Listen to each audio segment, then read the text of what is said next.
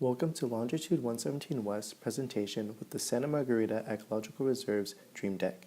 The project engineers who are responsible for the project coming together is Frankie Abbott, Samuel Alcaraz, Alejandro Alonso, Tyler Kutcher, Nicholas Dongpanya, and myself, Matthew Zippagon. The project was introduced to us by the Reserve's manager, Pablo Bryant, and the hiking docent, Beth Cobb. The Santa Margarita Ecological Reserve is one of 3 stations that San Diego State University is currently studying under the Field Station program. The first few slides will include background on our project and a project scope. Our client is San Diego State University.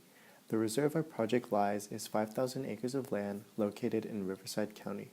3 existing projects on the reserve that help with gathering information about our site was 1. The North Station Building, 2. Research Solar Farm Facility, and 3. A water pipeline. The project scope that was discussed with our client is listed as follows. To perform a site visit to obtain topographic survey and soil data, create 2 concept plans for the deck, one to include access for ADA, and both to analyze sustainability and permits required for such project. The team was also asked to complete structural and foundation design, provide geotechnical recommendations, prepare a set of civil plans to produce a model of the deck options, and lastly to include a cost estimate. I will now be speaking about the site civil portion of our project. The location of the site, as shown in the aerial, is relatively secluded. To the south in the bottom right corner shown is the Santa Margarita River, the oldest protected river in California. The connecting road to this site is via Tornado in the northwest.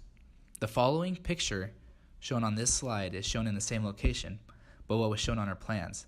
As you can see, it shows the location of 2 possible deck locations. Deck option 1 on the left and deck option 2 on the right. We designed the deck to be 20 by 40 feet to accommodate the events that the reserve holds. As one of the site civil engineers to have worked on the project, one of the main points of concern was accessibility. Pablo and Beth, our clients, were clear in the fact that they wanted the deck to be ADA compliant. Originally, the client requested that the deck would be located where deck option 2 is, which will be shown later. However, a big issue of where deck option 2 is that the slope where the client wanted was very extreme and is a much lower elevation in comparison to the pad.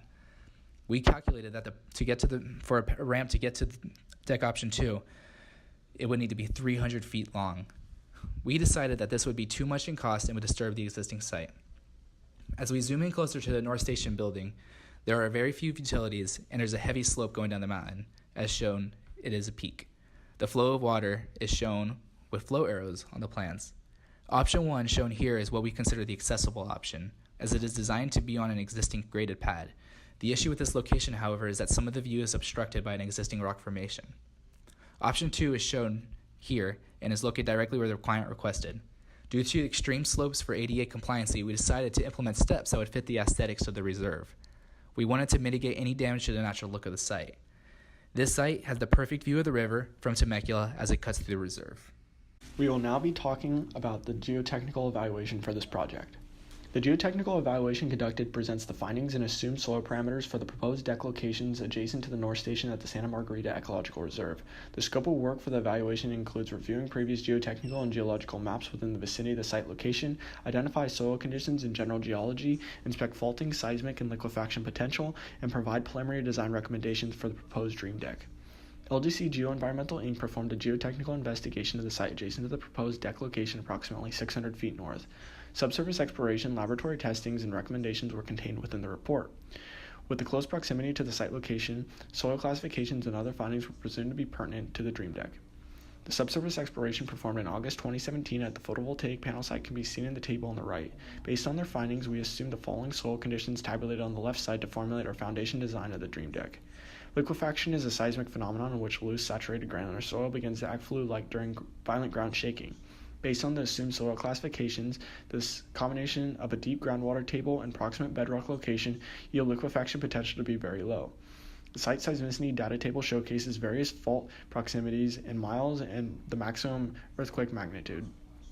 Ground acceleration was recorded and shown to be around 0.7 G at the Elsinore-Temecula Fault, which also has the greatest potential to cause ground disturbance due to the nearby location.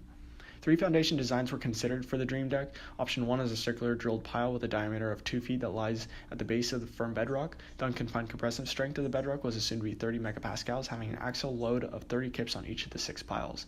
Option 2, similar to option 1, is a circular drilled pile 7 feet in depth, however has a bell-shaped end cap in an effort to prevent any punching of the soil.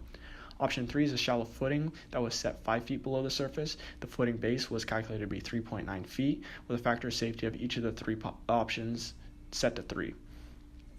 Considering that these foundation designs were based off assumed soil classifications, the team and I felt that it was beneficial to go with option 1 as the increased depth and bedrock strength were favored over the other 2 options. Furthermore, with the close vicinity to the cliffside, option 1 provides the deck with additional lateral support due to the increased depth that will be necessary during seismic activity. We will now begin the structural portion of our project. The objectives of this structural report were to determine the external loads, provide a comprehensive analysis, and produce a complete structural detailing. The dead load was the calculated deck self-weight. The live load of 60 psf was determined from Table 4-1 of AAC 7 for an elevated platform. The wind and seismic loads were also determined in accordance with AAC standards and found to be 36 psf and 1,200 pounds respectively. The design of the rail followed the loads provided by Chapter 10 of the CBC. The strengths of each member were determined from the NDS manual for standard mixed oak. The deck shall consist of 4x10 joists spaced at 16 inches on center, 2 18 inches by 16 inches pile caps, 3 7x7 column posts. Continually, the guardrail shall consist of 4x4 posts, a 2x4 top rail, and a 1/4 inch diameter steel cables, spaced at 3 inches apart. The Simpson Strong-Tie catalog was used for the determination of each connection. However, equivalent manufacturers may be chosen at the discretion of the contractor. We are now on the environmental analysis section, which covers sustainability and permitting. The Envision rating system was utilized to address sustainability and is divided into 5 sections. First, quality of life addressed the purpose of the deck, which is to mitigate trespassing and littering by giving the public a safe place for recreation. Second is leadership, which accounts for the longevity of the deck. Third is resource allocation. The closest FSC certified hardwood material we found was oak. LEED certified biofriendly sealant was considered as well. Fourth is natural world. Outlined in the next slide, there is insignificant environmental impact. Lastly, climate and risk was implemented for the safety of the structure. In terms of permits, the deck lies on the border of Riverside and San Diego County. This means permitting requirements from Riverside Conservation Authority and the state of California need to be met. According to RCA, the site is a quasi-public land owned by SDSU. As you can see on your right, there are no endangered animals, nor is the project site in a criteria area. Thus, permitting from RCA Multiple Species Habitat Conservation Plan is not needed. Projects done by SDSU follow minor cap permitting guidelines requiring approval from the DSA and following the California Building Code Title 24. For drainage design of our report, we used the Riverside County Hydrology Manual to calculate the maximum runoff rate for the 100-year storm. We used a rational method. Q is equal to CIA. Q is the rate of flow, C is the runoff coefficient, I is rainfall intensity, A is the area of basin, and TC is time of concentration. For option 1, we got that Q is equal to 0.498 feet cubed per second, and for option 2, we got 0.612 feet cubed per second. The calculations show that the water running onto our site is almost insignificant.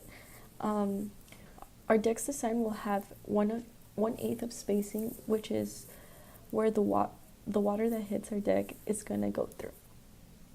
For the cost estimate of this project, we use the Caltrans contract cost database in order to get the unit prices of the structural materials we were going to use for our deck. We also used professional opinion on some of the demolition items that we were going to do during the construction phase, and we were able to get an engineer's estimate. For our option 1, we got $64,000, and for our option 2, we got $74,500. This concludes Longitude 117 West project at Santa Margarita Ecological Reserve, the Dream Deck. Thank you, Pablo, Bryant, and Beth Cobb for giving us the opportunity.